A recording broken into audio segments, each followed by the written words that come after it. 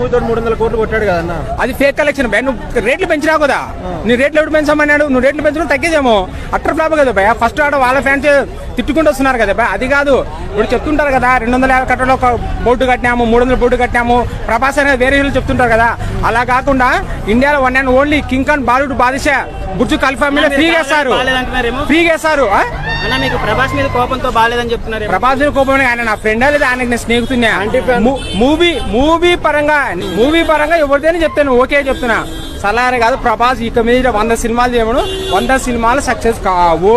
ఎందుకంటే ఆయనకి యాక్టింగ్ రాదు. డైరెక్టర్లు ఊరికే ఆయన కట్అవుట్ వాడుకుంటారు, అది కూడా ఫేక్ కట్అవుట్. బాహుబలిలో 75% నటించింది Prabhas dupe. First of all Baahubali cinema director ఎవరు? రాజమౌళి. ఆయన గల్లీలలో గోళీలు కొట్టుకుంటుంటాడు, మనకి ఇంకా సరిగ్గా డైరెక్షనే రాదు. ఊరిగా బాహుబలి త్రిపురారి వచ్చి మా జనాల మీద వేస్తారు. ఎవరు చూస్తారా ఇది? త్రిపురారి ఏమన్నా సినిమానా?